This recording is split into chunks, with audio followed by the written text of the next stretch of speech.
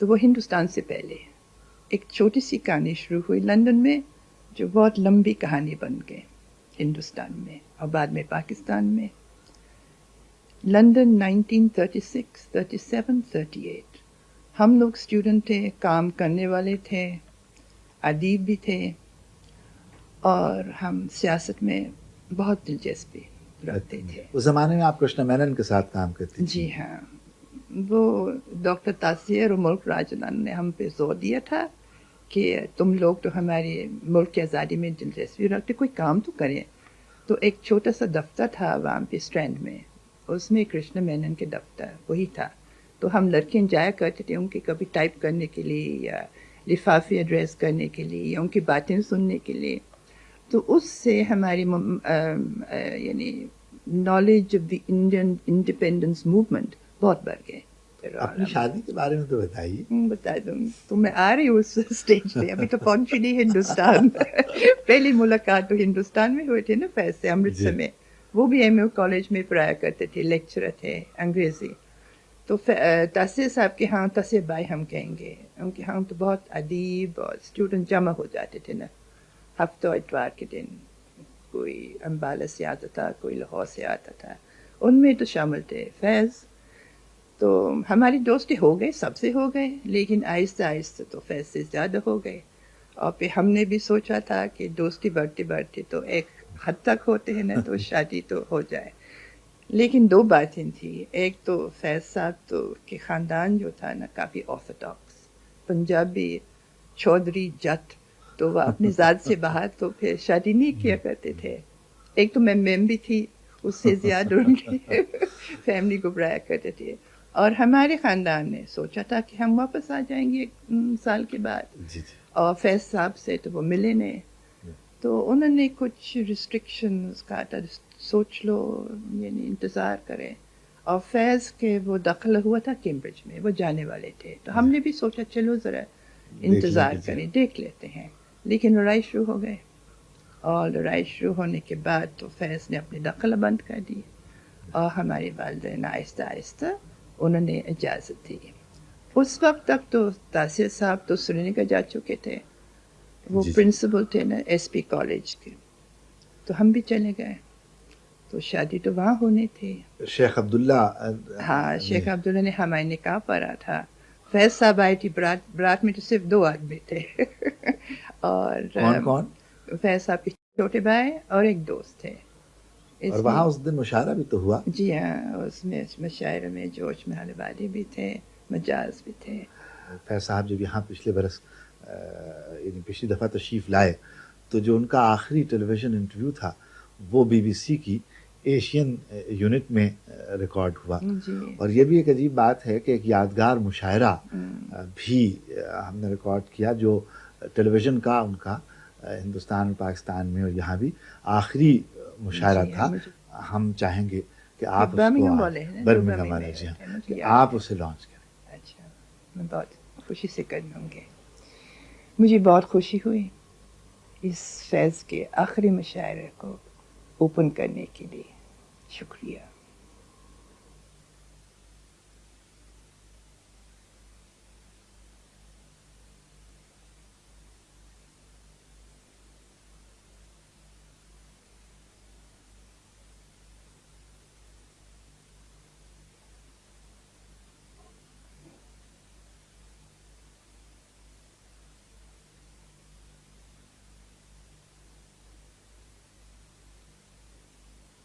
خواتین و حضرات، آج کی محفل شعر کا اہتمام be B C tele vision کے ایشین یونٹ نے کیا ہے۔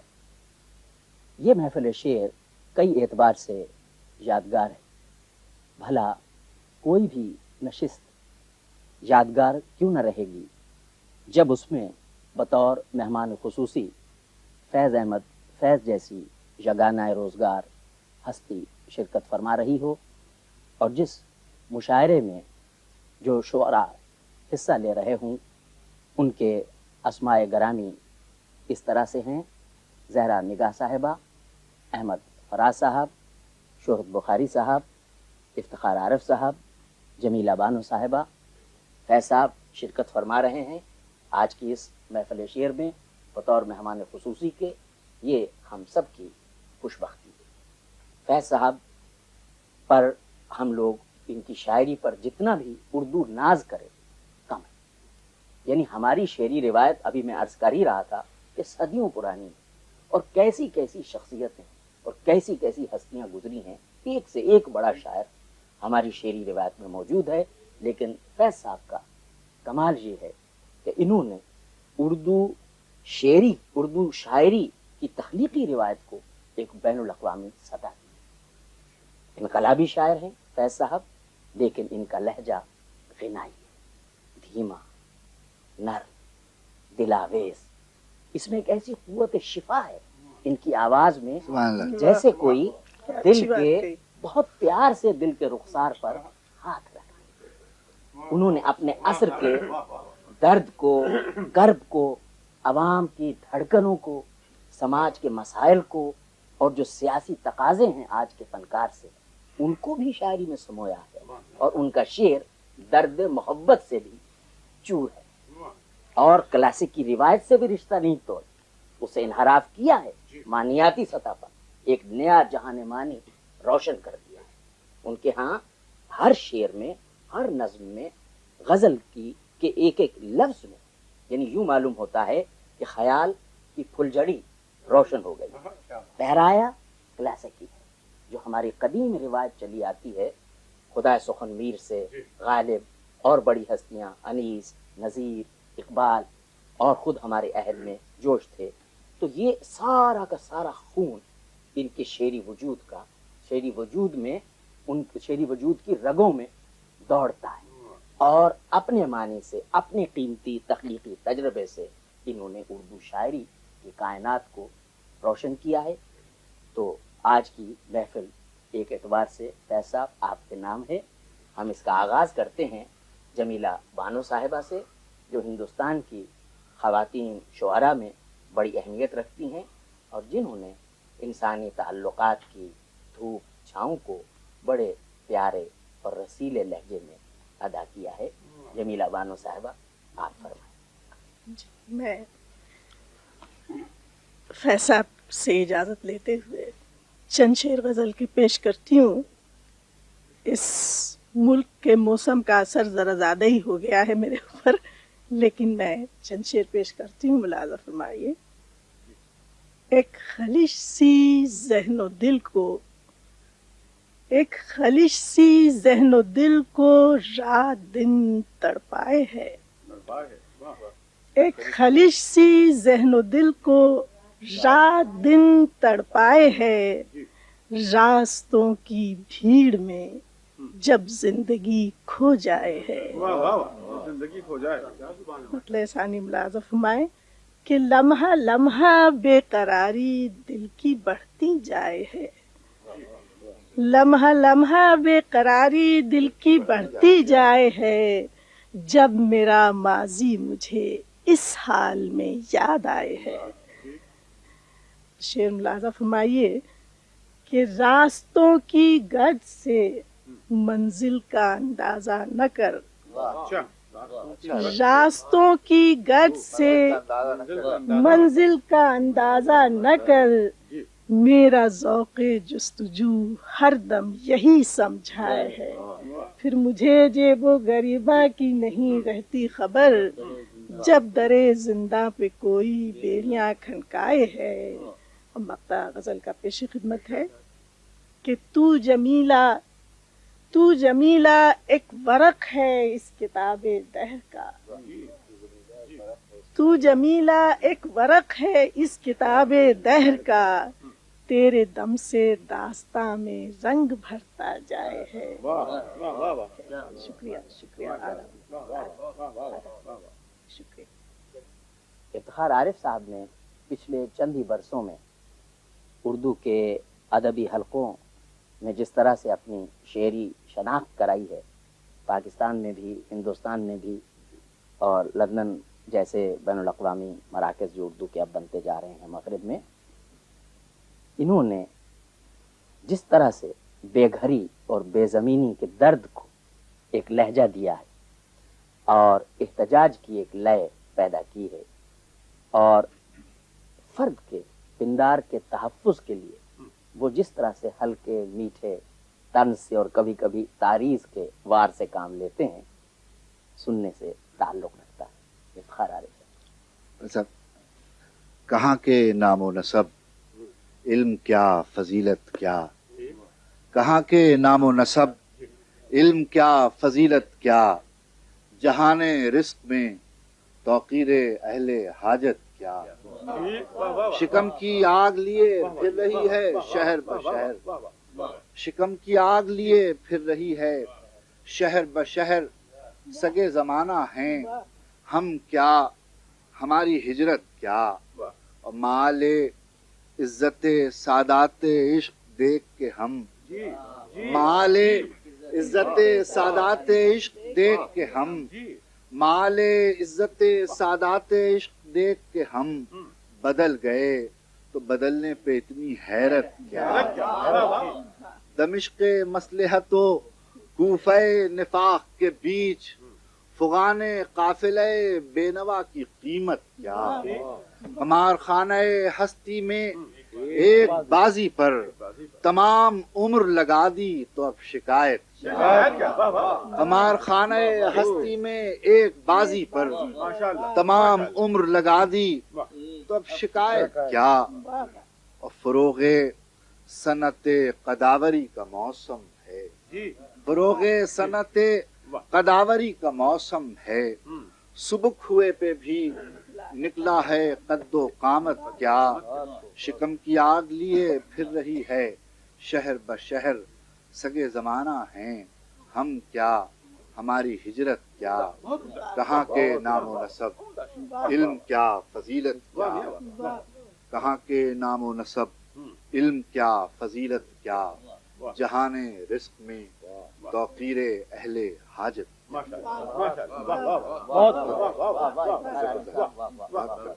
عزت افزائی۔ جہاں میرے قریب تشریف رکھتے ہیں شہرت بخاری صاحب، انہوں نے جس طرح سے درد محبت کو اور اپنے عصر اور عہد کے درد سے ملا کر، اور ذات کی جس کو کہتے ہیں کہ آتش قدے سے تپ کر ان کے ہاں جس طرح سے شعر اظہار کا پیرایا اختیار کرتا ہے، آپ ملاحظہ فرمائیں۔ میں عرض کرتا ہوں غزل،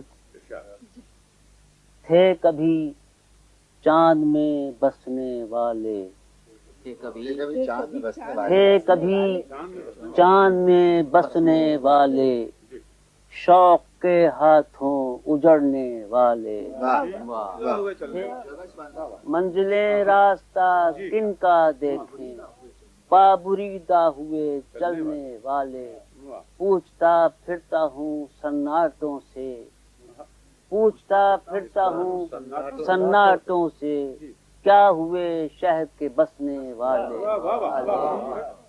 کیسے خاموش ہیں یلغاروں میں اپنے سائے سے الجھنے والے، اور صاحب آئینہ کہلاتے ہیں، صاحب آئینہ کہلاتے ہیں اپنی صورت کو ترسنے والے، سامنے آ کے مجھے دیکھ ذرا اے میرے دل میں دھڑکنے والے، سامنے آ کے مجھے دیکھ ذرا اے میرے دل میں دھڑکنے والے، آس جینے کی بندھائیں شہرت، آس جینے کی بندھائیں شہرت، موت کے سائے میں پلنے والے، موت کے سائے میں پلنے والے، تھے کبھی چاند میں بسنے والے، شوق کے ہاتھوں اجڑنے والے۔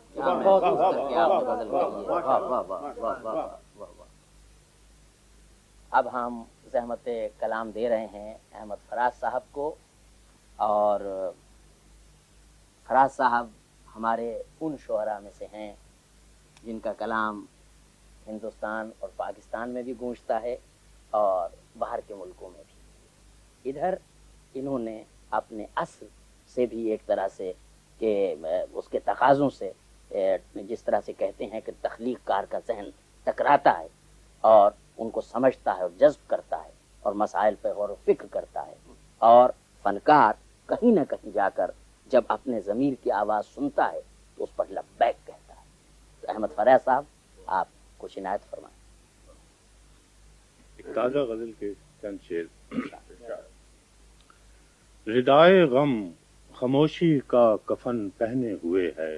ردائے غم ردائے غم خاموشی کا کفن پہنے ہوئے ہے.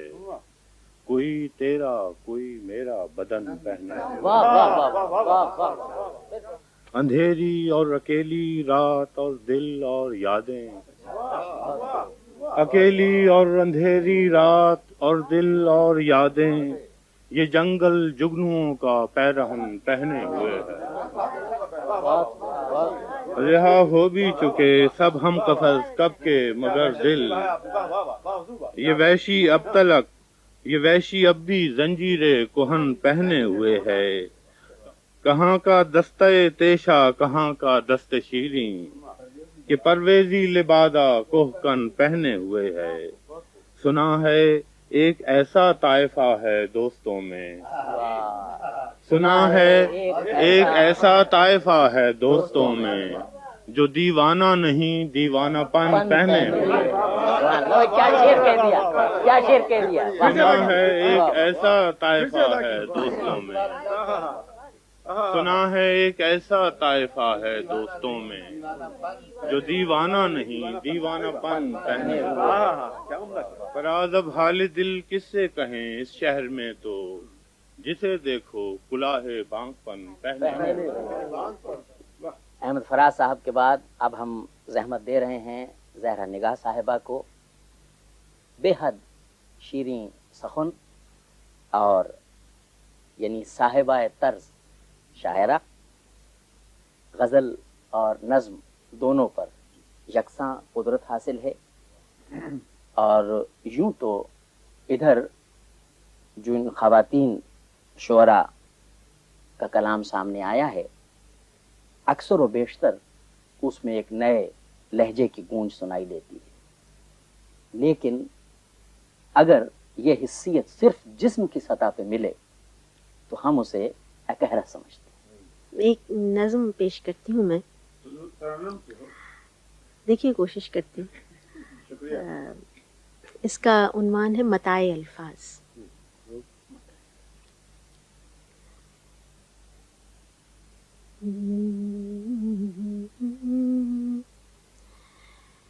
یہ جو تم مجھ سے گریزاں ہو میری بات سنو. یہ جو تم مجھ سے گریزاں ہو میری بات سنو. ہم اسی چھوٹی سی دنیا کے کسی رستے پر اتفاقاً کبھی بھولے سے کہیں مل جائیں.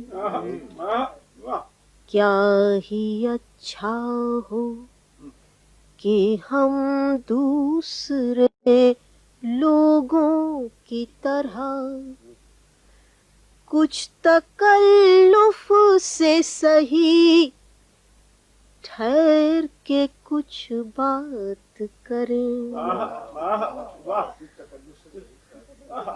اور اس عرصۂ اخلاق و مروت میں کبھی ایک پل کے لیے وہ ساتھ نازک آ جائے.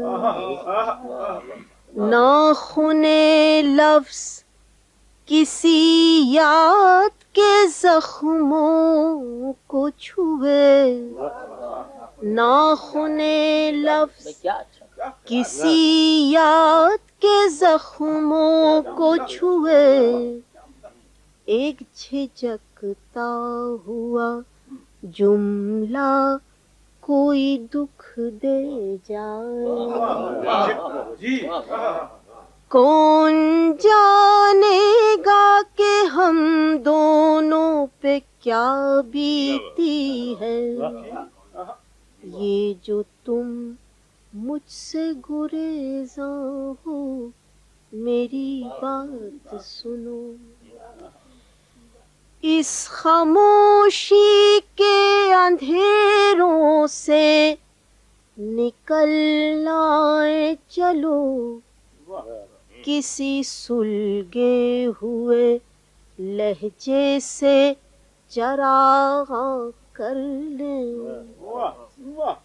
चुन ले फूलों की तरह हम भी मताए अल्फाज, अपने उजड़े हुए दामन को गुलिस्तान कर ले, ये जो तुम मुझसे गुरेज़ा हो, मेरी बात सुनो। बिल्कुल एक जुए दिल नशीं किसी कैफियत है। जैसा कि मैंने पहले अर्ज किया था, हमारी खुशबख्ती है कि फैज़ साहब तशरीफ़ रखते हैं और फैज़ साहब की शायरी अब जिस यानी मंजिल और जिस जो मर्तबा है इनके शेर का, ये ज़बान हाल से इनकी शायरी कह सकती है कि सब दस्त बर जरीदा आलम दवा में। तो फैज़ साहब किबला शुक्रगुजार होंगे अल्फाज के लिए। एक मुख्तसर सी नज़्म है, ये अस्पताल में एक बेख्वाब रात की वारदात।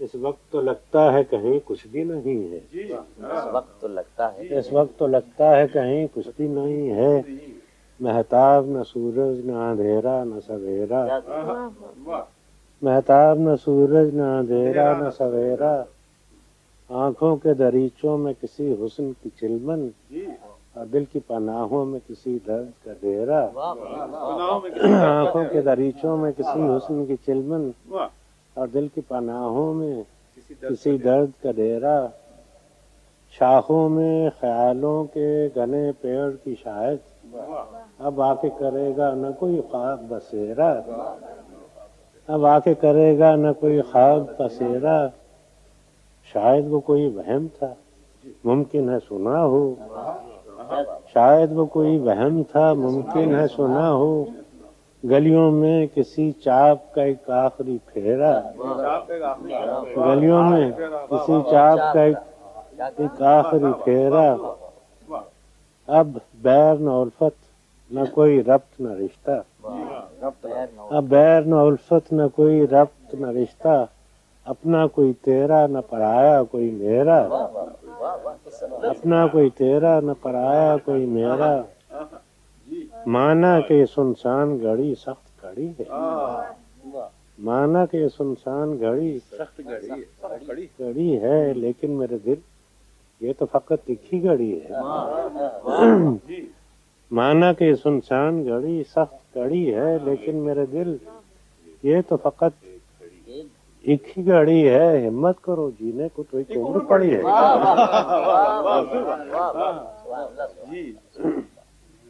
साहब एक गजल भी इनायत फरमाएंगे, गजल के दो चार शेर सबका तकाजा है।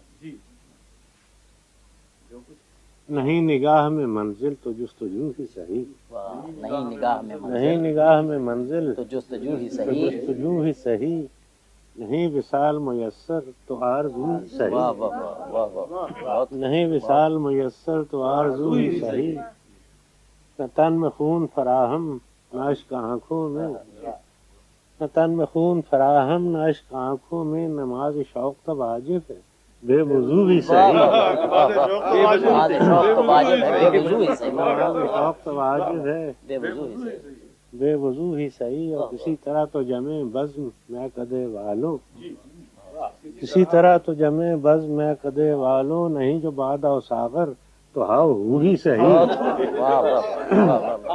किसी तरह तो जमे बज़्म मैं कदे वालो, नहीं जो बादा सागर तो हाउ हूँ ही सही, अगर इंतजार कठिन है तो जब तलक के दिल, اگر انتظار کٹھن ہے تو جب طلب کیا دل کسی کے وعدہ فردا کی گفتگو ہی واہ صحیح، واہ واہ واہ واہ واہ واہ واہ، سبحان کسی اللہ کے سبحان وعدہ فردا کی اللہ، گفتگو ہی صحیح، بہت خوب۔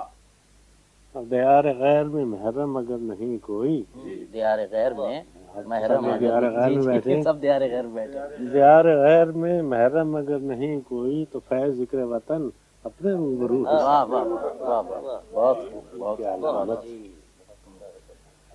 دربار میں اب سطوت شاہی کی علامت دربار کا عصا ہے کہ مصنف کا قلم ہے، دربار کا عصا ہے کہ مصنف کا قلم ہے، پھر کوہ ندا پر آوارہ ہے، پھر کوہ ندا پر جو بشارت، آوارہ ہے، پھر کوہ ندا پر جو بشارت تمہید مسرت ہے کہ طول شب غم ہے، جس دجی کو گلیوں میں لیے پھرتے ہیں طفلاں، جس دجی کو گلیوں میں لیے پھرتے ہیں طفلاں، یہ میرا گریباں ہے کہ لشکر کا عالم ہے، جس دجی کو گلیوں میں لیے پھرتے ہیں طفلاں، یہ میرا گریباں ہے کہ لشکر کا عالم ہے، اور جس نور سے ہے شہر کی دیوار درخشاں، جس نور سے ہے شہر کی دیوار درخشاں، یہ خون شہیدہ ہے کہ زرخانہ جم ہے، یہ خون شہیدہ ہے کہ زرخانہ جم ہے۔ میرا آخری شعر ہے کہ حلقہ کیے بیٹھے رہو ایک شمع کو یارو، حلقہ کیے بیٹھے رہو ایک شمع کو یارو، کچھ روشنی باقی تو ہے ہر چند کے کم ہے۔